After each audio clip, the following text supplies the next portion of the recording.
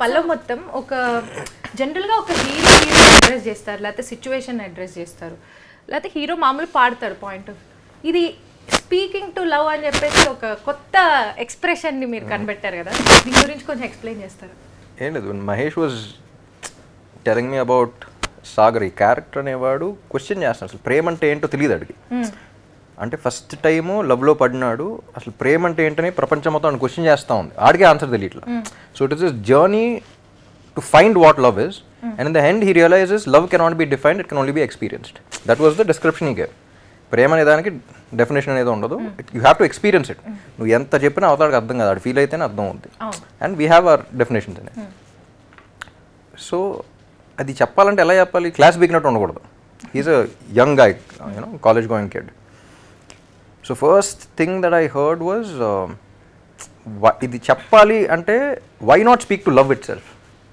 ఒక పర్సన్ లాగా ఒక చూపుతో నాలోనే పుట్టిందే ఏదో వింతగా గుండెలో చేరిందంటే లవ్ ఎట్ ఫస్ట్ సైట్.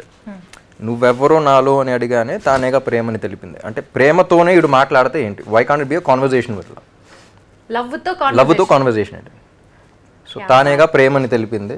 పరిచయం లేదని అడిగా ప్రేమ అంటే, కలిసాంగా ఇకపై మనం.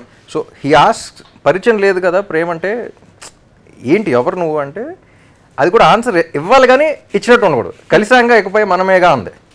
సో అని అంటుంది. సో అది చెప్పింది కానీ ఇది ఇంకా తెలియట్లా ఏంటనేది. So you ask someone who are you, you saying I'm us అంటుంది.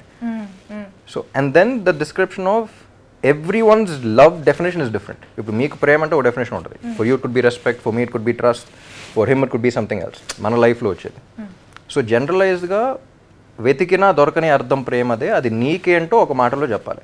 సో అది క్యారెక్టర్ పాయింట్ ఆఫ్ వ్యూలో అండ్ ఆల్సో జనరలైజ్డ్గా for all of us we need to find our own definition.